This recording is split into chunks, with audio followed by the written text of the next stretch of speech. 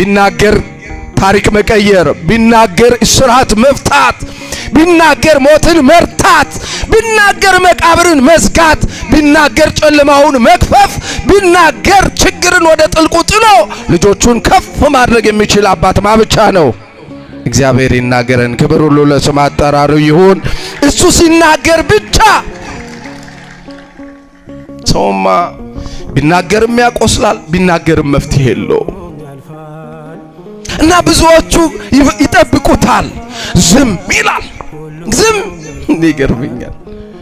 ልፍታችሁ ፍልሰታ ልቅሳችሁ አብይ ጾም አንብታችሁ ዝቋላ ወጣችሁ ደብረ ሊባኖስ ወርዳችሁ ግሸንን ዞራችሁ አክሱምን ተሳልማችሁ ስሪንቃ ሄዳችሁ አርሴማ እዚህ ገብታችሁ ዋሻ ማርያም ሄዳችሁ ዝም ስላለን ስሙ የተመሰገነ ይሁን። ግን አልገርም፣ አንዳንዱ አኩርፏል፣ ውዳሴ ማርያሙን ዘግቶታል። እመቤቴ አንቺም እንደ ዘመኑ ሰው ሆንሽ? አልቅሼ ዝም አልሽ?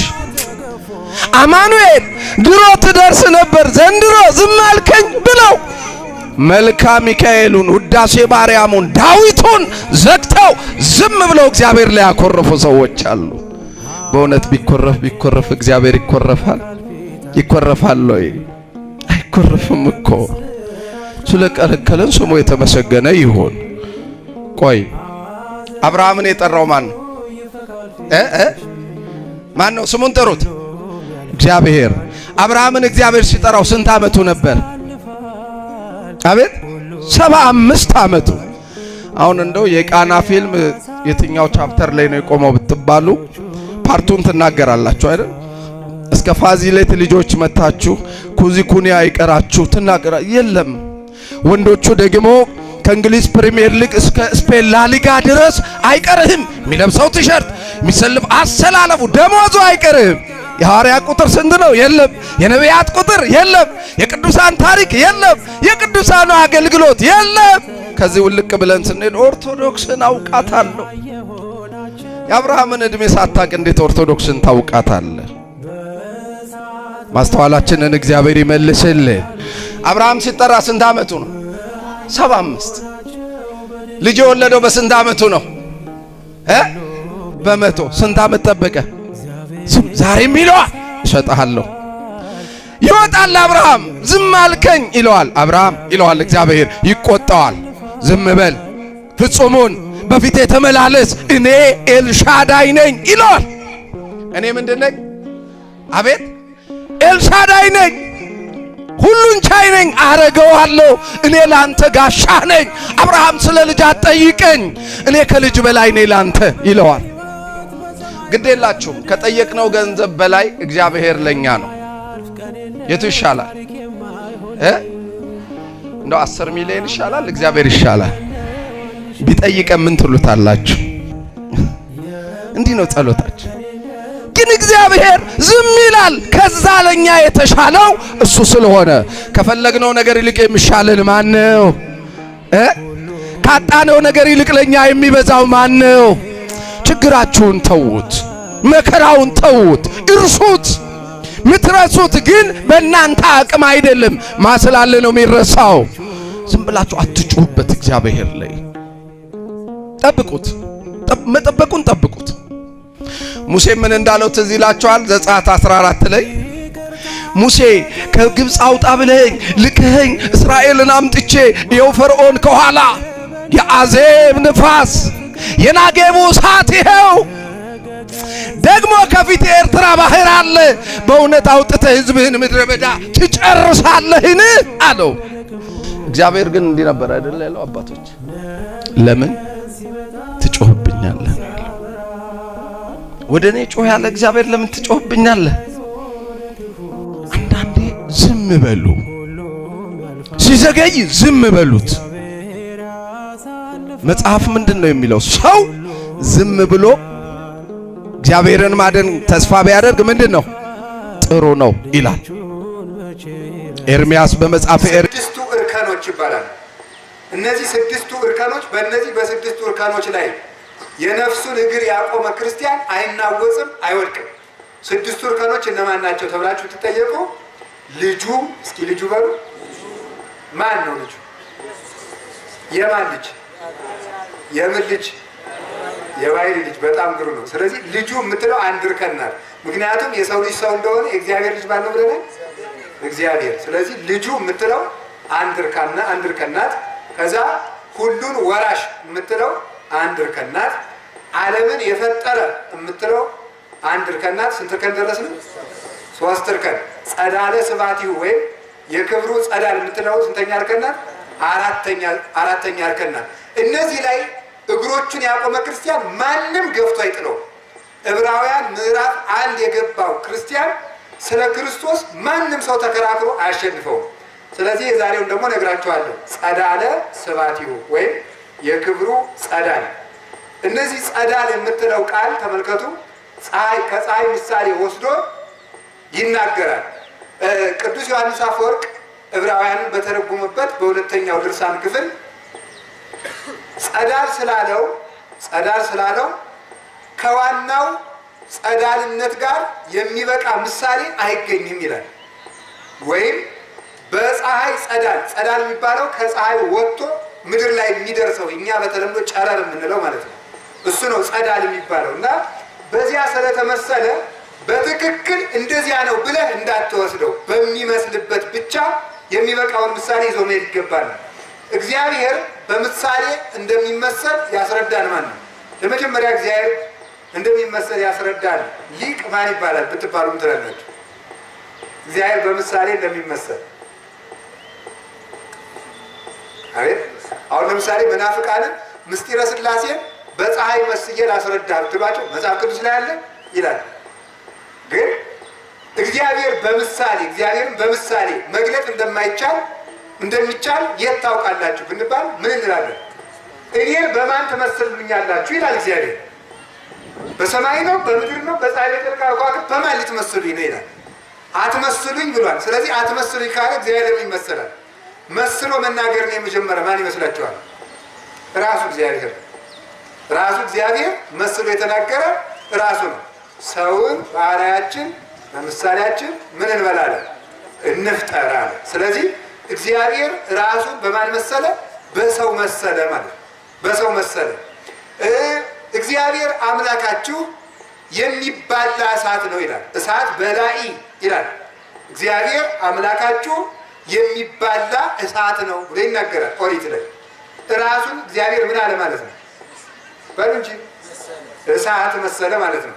ትንቢተ ኤርምያስ ላይ ደግሞ ስትሄዱ ደግሞ እውነተኛ የሕይወት ጉድጓድ እኔን ተውኝ ይላል እግዚአብሔር። ራሱን በምን መሰለ? አሁን ደግሞ በውሃ መሰለ ማለት ነው።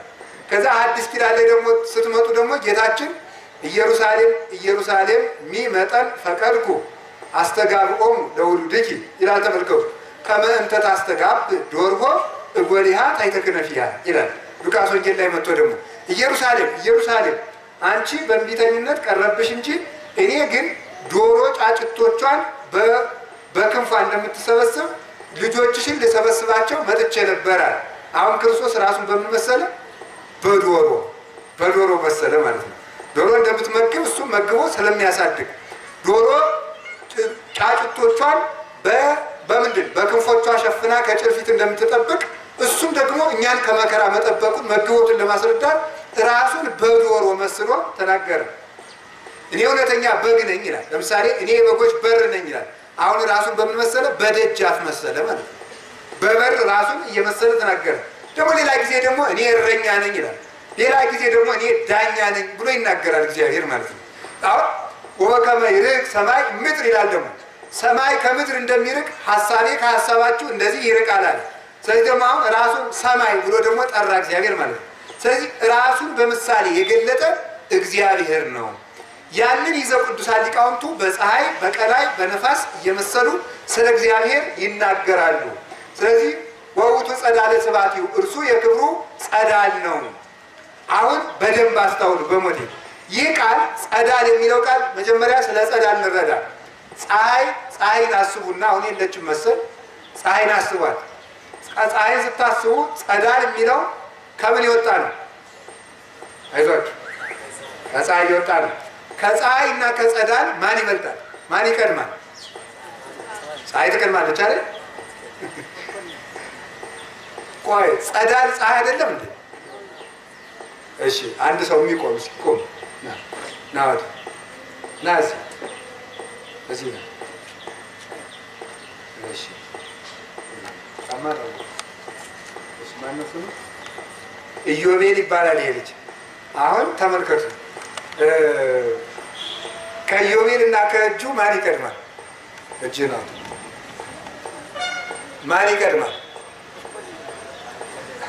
በል እንጂ እኩል ነው። እጁ ኢዮቤል አይደለም እንዴ? ነው አይደለም? ኢዮቤል ስንል ከየት እስከ የት ያለው ነው የምጠራው? ከእግር ጥፍሩ እስከ ራስ ጠጉሩ ነው። ስለዚህ ከኢዮቤል እና ከእጁ ማን ይቀድማል? ጥያቄው ስህተት ነው አይደለም? ጥያቄው ራሱ ስህተት ነው። እሺ እግዚአብሔር ይባርክ ደግ። እሺ ስለዚህ ማስተዋል የሚገባው ከአንድ ሰው ከእጁ ከእግሩ ማን ይቀድማል እንደማይባል ከፀሐይና ከጸዳል ማን ይቀድማል ይባላል እንዴ? አይባልም። ምክንያቱም ጸዳሉ ራሱ ምንድን ነው? በሉ እንጂ ስትሞቁ ፀሐይን ሞኩ ነው የምትሉ፣ የፀሐይ ጸዳልን ሞኩ ነው የምትሉ። ፀሐይን ሞኩ ነው የምንለው። ስለዚህ ጸዳል ራሱ ፀሐይ ነው ማለት ነው። ስለዚህ አንድ የምትይዙልኝ ጸዳል ከክበቡ አይለይም። በደንብ የምታስታውሉት እሱ ነው። ከክበቡ አይለይም፣ አንድ አይነጠልም ማለት ነው። እዚህ ላይ ሲያርፍ ከላይ ከክበቡ አይቋረጥም። ብትሄዱ ጨረሩን እልቅ መራመድ አይቻልም እንጂ በእሱን ተከትለን መራመድ የምንችል ቢሆን ብንሄድ እዚያው ድረስ ከክበቡ ድረስ ሳይቋረጥ እናገኘዋለን። አይነጠልም፣ አንድ። ሁለተኛ ደግሞ አይቀዳደሙም። ክበቡ መጀመሪያ መጣ፣ ጸዳሉ ኋላ መጣ አይባሉም። መቀዳደም የለባቸውም። ይሄ በዚህ ምክንያት። ሌላው ከጸዳሉ ሰው ሲሞቅ ከጸዳሉ የሚጎል ነገር የለም። በደንብ አስተውሉ። ፀሐይ ጸዳሉ ከክበቡ በመውጣቱ ተመልከቱ። አይን ኦ እሁየ አይምር ወጠይቅ ኃይለ ቃል ይላል ቅዱስ ዮሐንስ አፈወርቅ ድርሳን 2 ላይ። ወዳጄ ሆይ ክርስቶስን ቅዱስ ጳውሎስ ጸዳለ ስባቲሁ ያለውን ወይም የክብሩ ጸዳል ብሎ የጠራበትን ምክንያት ጠንቅቀህ እወቅ፣ አስተውል ይላል። ተመልከቱ። ዘንተ ይነግር ሐዋርያ፣ ይህንን የሚናገርበትን ምክንያት ሐዋርያው ይላል። ቆይ እናቆየው። ሐዋርያው ለምን ክርስቶስን ጸዳለ ስባቲ አለው? እናቆየው። ስለዚህ ከፀሐይ የተረዳችሁት አለመቀዳደም በጸዳልና በክበብ፣ አለመነጠል አለው፣ አለመጉደል አለው። እንደገና ደግሞ መታወቅ። ጸዳሉ ክበቡን ያሳውቃል። ምሳሌ ሰው ፀሐይ ስትወጣ በደንብ ወይም ብርሃን ሲወጣለት በደንብ ማየት ይችላል። ብርሃን በወጣ ፀሐይ በወጣ ጊዜ ከዓይናችን ጋር መጥቶ የሚገናኘው ክበቡ ነው ጸዳሉ ነው? በሉ ጸዳሉ ነው። ስለዚህ ጸዳሉ መጥቶ ከዓይናችን ላይ ባር ከዓይናችን ጋር ሲዋሃድ በዚህ ምክንያት ብርሃኑን አይተን ፀሐይ ወጣች እንላለን ማለት ነው። ፀሐይ ወጣች እንላለን። ክበቡን በጸዳሉ እናውቀዋለን። ስለዚህ ጸዳል የክበብ መታወቂያ ነው ማለት ነው። መታወቂያው ነው። ጸዳሉ የሚያሳውቀው ክበብን ነው። ይሄን በደንብ ትይዙልኛላችሁ ማለት ነው። አሁን ወደ ጌታችን ወደ መድኃኒታችን ወደ ኢየሱስ ክርስቶስ እናመጣዋለን ማለት ነው። ዘንተ ይነግር ሐዋርያ አለ በይንተ ዘወፃ ወልድ እምኀበ አብ ዘእንበለ ሕማም አለ። ስለዚህ ጳውሎስ ቅዱስ ክቡር የሚሆን ቅዱስ ጳውሎስ ክርስቶስን የአብ ነጸብራቅ ያለው አለ። አንደኛ የአብ ነጸብራቅ ያለው ተድህሮ ተከፍሎ፣ በደንብ ትይዙልኛላችሁ። ተድህሮ ተከፍሎ፣ ሕማም፣ ድካም፣ ሕጸጽ አለመኖሩን ለማጠየቅ ነው። ስንት ሆኑ? በሉ ያዙ፣ አይዟችሁ። ተድህሮ በሉ፣ ተድህሮ በሉ። እሺ ተከፍሎ፣ በጣም ጥሩ። እሺ ሌላስ ምንድን ነው ያልኩት? ሕማም፣ እሺ ድካም፣ ሌላስ? ሕጸጽ። እነዚህ ነገሮች አለመኖራቸውን ለማሳየት ጸዳለ ስባት ይዋለው። በደንብ አስተውሉ። ተድህሮ ተድህሮ ምንድን ነው? ፊተኛና ኋለኛነት ማለት ነው። ተድህሮ ማለት ፊተኛና ኋለኛነት ማለት ልጅ ይቀድማል አባት፣ አባት ይቀድማል ልጅ ምን ይላል? ይከተላል። ይህ ተመልከቱ የዚህ ዓለም የአባትና የልጅ ስርዓት ነው። ልጅ ይቀድማል አባት ይከተላል።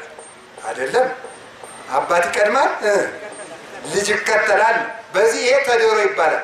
ስለዚህ የግድ ከአባትና ከልጅ አንዱ ምን ይኖርበታል? ተድህሮ አለበት። ተድህሮ ማለት ኋለኛነት ማለት ነው። ኋለኛነት ማለት ነው። ስለዚህ አባቱ ቀዳማዊ ከሆነ የግድ ልጁ ኋለኛ ነው ማለት ነው። ግን በጸዳልና በክበብ መካከል እንዲህ ያለ ልዩነት የለም። ክበቡ ቀድሞ ጸዳሉ ኋላ መጣ አይባልም።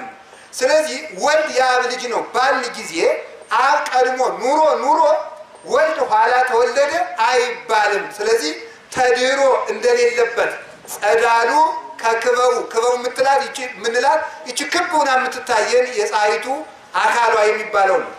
ያንን አይተን በደንብ አስተውሉ።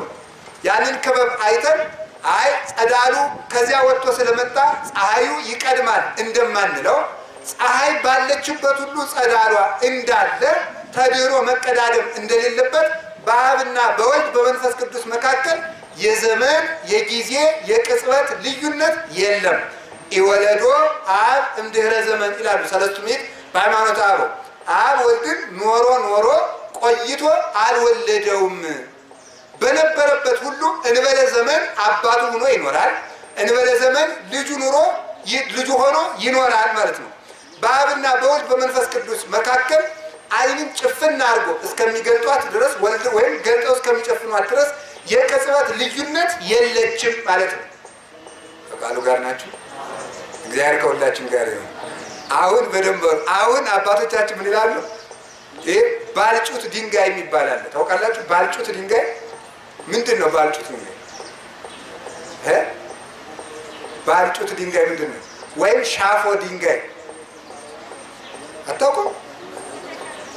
ምንድን ነው? አቤት ድንጋዩ ምን ሲል በቃ እንግዲህ እናንተ ያላችሁ ትክክለኛ ቃል ይሁን አይሁን አላውቀውም። ሲፈለጥ እንበል አይደለ? ድንጋዩ ሲፈለጥ የሚወጣው ስለት ድንጋይ ማለት ነው። እረኞቹ በዱር በትራቸውን የሚቆርጡበት በዚያ ነው ማለት ነው። በዚያ እየቆረጡ በትራቸውን ከብት ይጠብቃሉ። ያ ሻፎ ድንጋይ ይባላል። እና በዚያ መሀል ልቡን የተወጋ ሰው ይላል ሊቃውንት ሲተረጉሙ። መሀል ልቡን የተወጋ ሰው መንቀሳቀስ እንደማይችል በጸዳለ ስባቲሁ መሀል ልቡን የተወጋ አርዮስ መንቀሳቀስ አልቻለም ይላል። አርዮስ የተረታባት ዋነኛ ቃል የክብሩ ጸዳል የምትለው ነው። አሁንም አርዮሳውያን የሚረቱበት የአርዮስ ልጆች እነማን እንደሆኑ ልንገራችሁ እስቲ። የቤት ስራ ሁላችሁም በደብተር ጽፋችሁ ዛሬ የአርዮስ ተከታዮች የሚባሉት ምን የእምነት ድርጅቶች እንደሆኑ ሰርታችሁ በደብተር መዝግባችሁ እነማን ናቸው አርዮስን የሚመስሉት። አርዮስ ማለት ሙሉ ካደነም ያለው ሎቱ ስብሐት ምስጋና ይድረሰውና ወልድ ምንድን ነው ያለ ነው? አቤት ፍጡር ነው ያለ ነው። ግን ምን አለ ተመልከቱ አለ ጸዳለ ስብሐቲሁ። አሁን ተመልከቱ የክብሩ ጸዳል ነው አለ። የክብሩ ጸዳል ከሆነ ጸዳል ከክበብ የተለየበት ጊዜ እንደሌለ ሁሉ አስተውሉ በደንብ። ጸዳል ከክበብ የተለየበት እንደሌለ ሁሉ ተመልከቱ። ወልድ ከአብ የተለየበት ጊዜ የለምና እንዴት ፍጡር ልትለው ትችላለህ ሲባል ለዚህ ፈጽሞ መልስ ማግኘት አልተቻለም። እና ቅዱስ ጳውሎስ የወልድን ቀዳማዊነት ያስረዳበት ዋና ኃይለ ቃል ጸዳለ ስብሐቲሁ የክብሩ ጸዳል። ስለዚህ የአብ ብርሃን ነው ማለት ነው። ወልድ ማለት የአብ ብርሃን፣ የአብ ህሊናው፣ የአብ ክንዱ ነው። የአብ ብርሃን ከሆነ ተመልከቱ አብ ያለ ብርሃን የኖረበት ጊዜ የለም። የአብ የክብሩ ጸዳል ወልድ ከሆነ ወልድ ከተፈጠረው ወልድ እስከሚፈጠር ድረስ የአብ የክብሩ ጸዳል ማን ነበር ተብሎ ቢጠየቅ ወልድ። እንደዚህ ነው ቅዱስ ዮሐንስ ወንጌላዊ ደጋግሞ ይናገራል። ልጁ ያለው አብ አለው ይላል። ወልድ ያለው አብ አለው፣ ወልድ ያለው አብ አለው ይላል። ያ ማለት ነው ወልድን ቀዳማዊ ነው ካልክ አብን ቀዳማዊ ነው ማለት ነው። ወልድን ኋለኛ ነው ካልክ ግን አብንም ኋለኛ ነው ማለት ነው። ያ ማለት ወልድ የአብ ብርሃን ከሆነ ወልድ ግን ኋላ ተፈጠረ የምትል ከሆነ ወልድ እስከሚመጣ ድረስ አብ ብርሃን አልነበረውም ማለት ነው። ወልድ የአብ ቃል ከሆነ ወልድ ፍጡር ነው ካልክ ወልድ እስከሚፈጠር ድረስ አብ ያለ ቃል ነበር ብሎ መካድ ነው ማለት ነው። ወልድ የአብ ህሊናው ከሆነ ተመልከቱ፣ ወልድ የአብ ህሊናው ከሆነ እንደዚህ ሁሉ ወልድ ፍጡር ነው የምትል ከሆነ ወልድ እስከሚፈጠር ድረስ አብ ያለ ህሊና ነበር ብሎ መካድ ነው። ወልድ የአብ ክንዱ በዝራይቱ እዱ ከሆነ የአብ ክንዱ የአብ ኃይሉ ክርስቶስ ኃይለ እግዚአብሔር ውእቱ ነው የሚለው ቅዱስ ጳውሎስ ቆሮንቶስ መልእክቱ ላይ ክርስቶስ የእግዚአብሔር ኃይል ነው ይላል። ታዲያ ወልድ ፍጡር ከሆነ አብ ወልድ እስከሚፈጠር ድረስ ያለ ኃይል ነበረ ማለት ነው? አይደለም። እንኪያስ ተመልከቱ፣ ወልድ የአብ ኃይል ከሆነ አብም ያለ ኃይል የኖረበት ጊዜ ከሌለ ወልድ የአብ ብርሃን ከሆነ ተመልከቱ። አብም ያለ ብርሃን የኖረበት ጊዜ ከሌለ ወልድ የአብ ሕሊና ከሆነ አብም ያለ ሕሊና የኖረበት ጊዜ ከሌለ ወልድ ያለ የአብ ክንዱ ከሆነ ተመልከቱ። አብም ያለ ክንድ የኖረበት ጊዜ ከሌለ ወልድ እንኪያስ ወልድ አብ በነበረበት ዘመን ሁሉ የነበረ የባህሪ አምላክ ነው። ቀዳማዊ ቀዳማዊ ብሎ የመዋይ ብሎ የመዋይ ብርሃን ዘም ብርሃን እያሉ መጻሕፍት የሚገልጹ ለዚህ ነው። ቀዳማዊ ዘም ቀዳማዊ ከቀዳማዊ የተገኘ ቀዳማዊ ከብርሃን የተገኘ ብርሃን ከብርሃን አብ የተገኘ ብርሃን ወልድ ከቀዳማዊ አብ የተገኘ ቀዳማዊ ወልድ ነው ማለት ነው። ይህንም ሲናገር ራሱ በዮሐንስ ወንጌል ምዕራፍ 17 ላይ አባ ሰባሃኒ በሰባቲከ ዛሎ ምስሌከ ቅድመ ይትፈጠር ዓለም አለው። አባት ወይ ቅድመ ዓለም ሳይፈጠር ካንተ ጋር በነበረ ክብር ምን ለኛ አለ አመስግነኝ ግለጠኝ ብሎ ተናገረ ይላል። ስለዚህ ጸዳለ ስብሐቲሁ አንደኛ ተድህሮን ያስወግዳል። እስኪ ተድህሮ በሉ አይዟችሁ። ተድህሮ ማለት ነው ኃይለኛነት በሉ እንጂ። ስለዚህ ጸዳል ከክበብ የተለየበት ጊዜ እንደሌለ ወልድ ከአብ የተለየበት ጊዜ የለምና ኋለኛ የተፈጠረ አይደለም፣ ቀዳማዊ አምላክ ነው ብላችሁ ትናገራላችሁ ማለት ነው። እንድትመሰክሩ ሃይማኖታችሁን በእውነቱ ማለት ነው። ቢያንስ ለልጆቻችሁ አስተምሩ፣ ለጓደኞቻችሁ ማስተማር አለባችሁ። በእውነቱ ቃል እግዚአብሔርን ስንቀመጥ ስንነሳ መጨዋወት፣ በቃ ጨዋታችን፣ ንግግራችን፣ ኑሯችን ቃል እግዚአብሔር መሆን አለበት። እውነቴን ነው የምነግራችሁ። እሺ ከቃሉ ጋር ናችሁ። ሌላው ምንድነው? ተካፍሎ። እስኪ ተካፍሎ በሉ። ጸዳሉ ከክበብ ወጥቶ ሲመጣ በደንብ አስተውሉ። ጸዳሉ ከክበብ ወጥቶ ሲመጣ ከዚያ ይቋረጣል አይቋረጥም? አይዟችሁ ይቋረጣል አይቋረጥም? ወልድ ከአብ በመወለዱ ከአብ ይለያል አይለይም? አይለይም። ስለዚህ ምን ተባለ? ጸዳለ ስብሐቲሁ የክብሩ ጸዳል ተብሎ ተዳሙ ታወቀ ማለት ነው። ከአብ የተለየበት ጊዜ ስለሌለ ስለዚህ ምን ይላል ተመልከቱ። የዚህ ዓለም ልደት ተከፍሎ አለበት። የዚህ ዓለም ልደት ለምሳሌ እናንተ ስትወለዱ በቃ ተወልዳችኋል። አሁን እስኪ ከእናታችሁ ጋር አላችሁ የላችሁ? አላችሁ? አባታችሁ ጋርስ? ስለዚህ ምን አለ? ተከፍሏል ማለት አካላችን ተከፍሏል። በእናት አባታችን አካል የለንም። እናት አባታችን በእኛ አካል የሉ ማለት አካላችን ከአካላቸው ቢገኝም አሁን ግን ራሱን ችሎ ቀዊም የሆነው አካል በእነሱ ቅውም አካል የለም። የእነሱ ቅውም አካል ደግሞ በእኛ አካል ውስጥ የለም። ስለዚህ ተከፍሏል።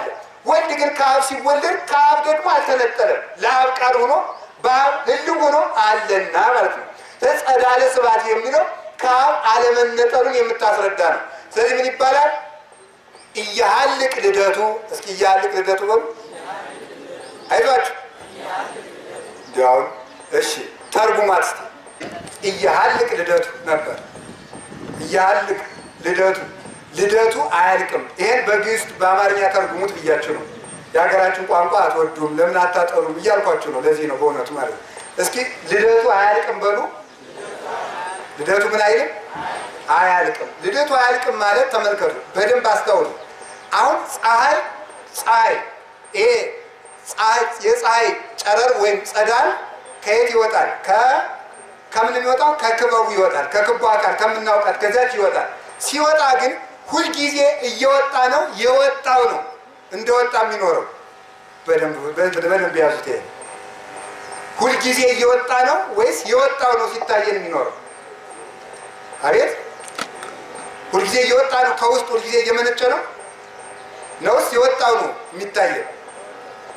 በላይዟችሁ አንድ ጊዜ በዚያው ላይ የተሳለው በክበቧ ላይ የተሳለው ብርሃን ለሁል ጊዜ ሲታየን ይኖራል ማለት ነው። ለሁል ጊዜ ሲታየን የሚኖረው ያው ብርሃን ነው። ይሄ ማለት ምን ማለት ነው? በደንብ አስተውሉልኝ። አብ ተመልከቱ። ወልድ ከአብ ሲወለድ ሁል ጊዜ አይወልደውም። ልደቱ ግን አያልቅም ማለት ልደት አለቀ የሚባለው አንደኛ የአካል ተከፍሎ ሲኖር ነው። አንድ ሰው ከእናቱ ወይም ከአባት ከእናቱ ከተወለደ በኋላ ልደቱ ያልቃል። ሕፃን የነበረው ልጅ ይሆናል፣ ልጅ የነበረው ጎልማሳ ይሆናል፣ ጎልማሳ የነበረው ሽማግሌ ይሆናል። ልደቱ አለቀ ማለት ነው። አንደኛ ተከፍሎ አለ። ወልድ ግን ከአብ የሚለይበት ጊዜ የለም። ወልዶታል፣ ሁልጊዜ ይወልደዋል ማለት ግን አይደለም። ሁልጊዜ ይወልደዋል ማለት ግን አይደለም። ነገር ግን ከሱ ሳይነጠል ሁልጊዜ ሲገለጥ ይኖራል። በዚያው ልጅነት ደግሞ ከሱ አይለይም። አለመለየቱ ይህ ምን ይባለዋል? ተመልከቱ። ተከፍሎ የለበትም። ተከፍሎ የለበትም የሚያሰኘው ይሄ ነው። ጸዳሉ ከክበቡ የሚለይበት ጊዜ እንደሌለ ወልድ ተነጥሎ ከአካሉ አካሉ ከአካሉ ለብቻው የራሱ አካል ተለይቶ የሚታወቅበት መልክ ገጽ አካል ቢኖረውም ተመልከቱ፣ መልክ ገጽ አካል ቢኖረው ነገር ግን ከአብ አካል ደግሞ የሚለይበት ጊዜ የለም።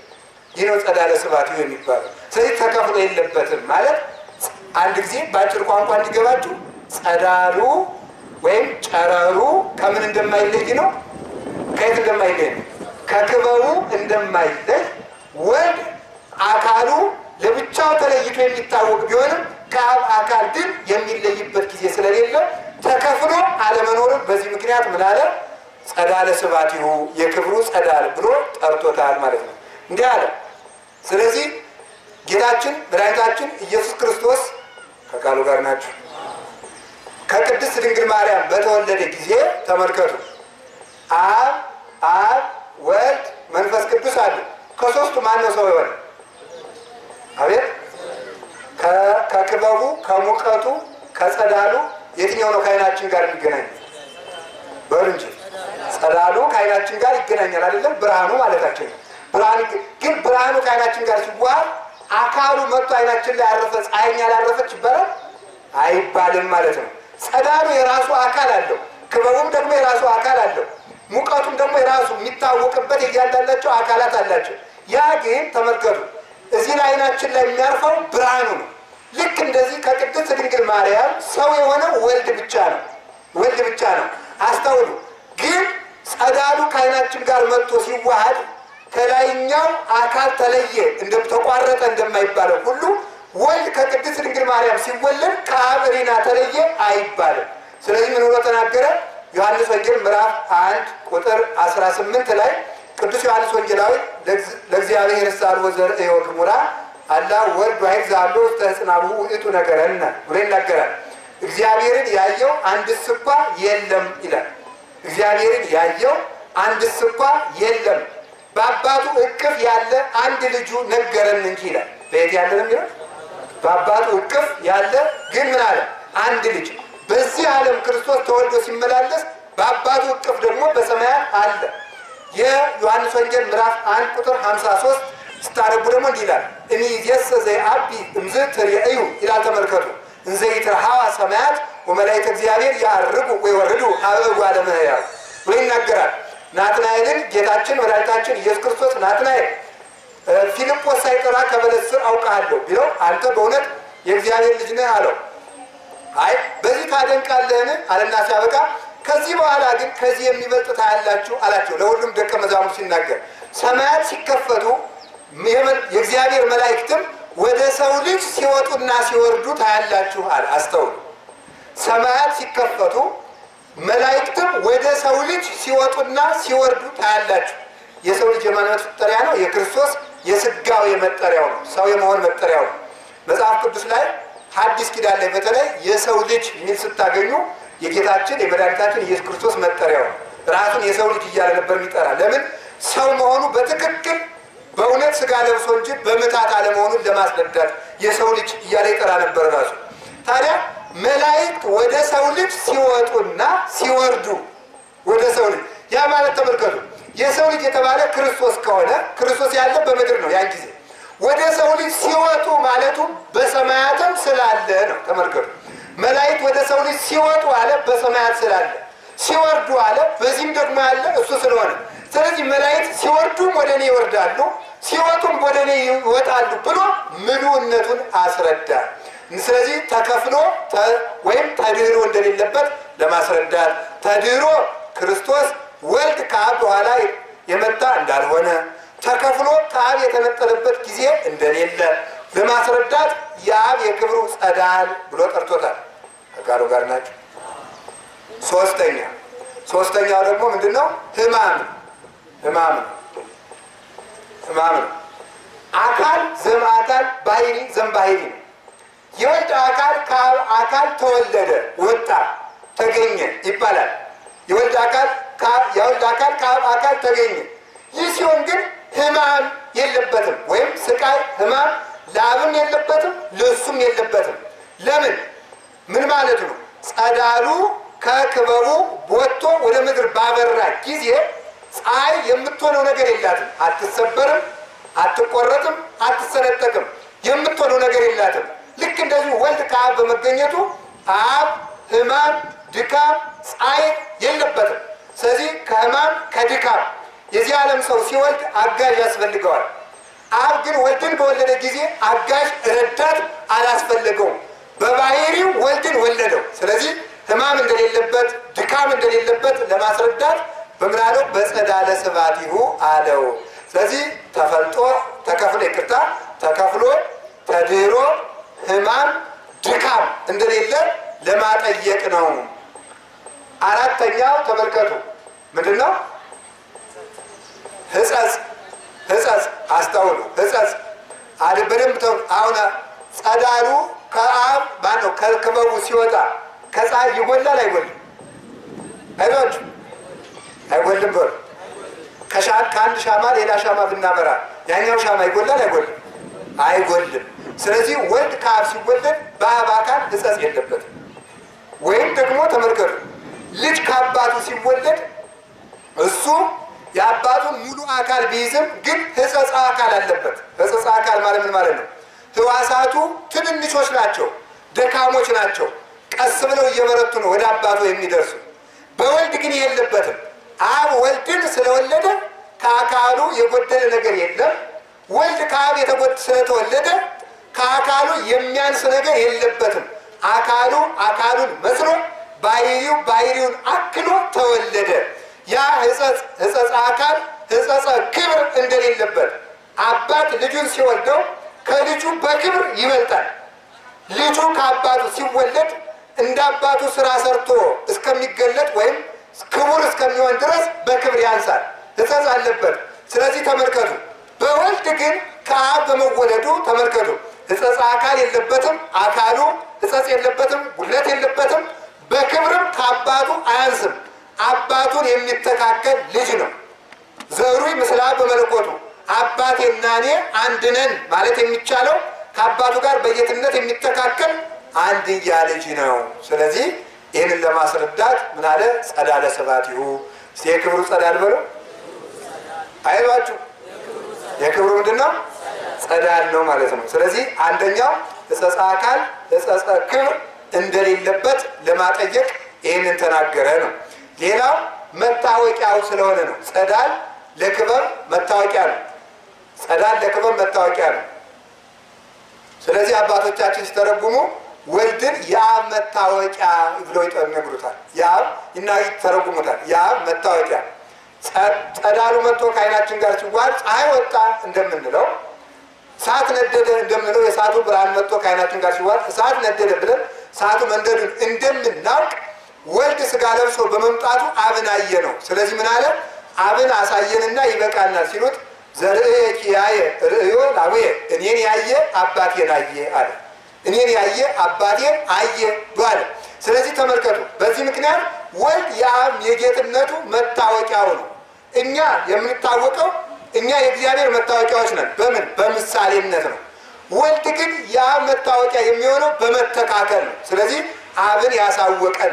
ስለዚህ ጌታችን መድኃኒታችን ኢየሱስ ክርስቶስ አልቦ ዘይመጽእ ሀበ አብ ዘእንበለ እንተ ኀቤየ፣ ከኔ በቀር ወይም በእኔ በኩል ካልሆነ በቀር ወደ አብ መምጣት የሚችል የለም ብሎ ዮሐንስ ወንጌል ምዕራፍ 14 ቁጥር 6 ላይ ከኔ በቀር ወይም በእኔ በቀር በእኔ በኩል ካልሆነ በቀር ወደ አብ መምጣት የሚችል የለም ማለቱ የኔን ልጅነት ካልተረዳ የአብን አባትነት የሚያውቅ የለም።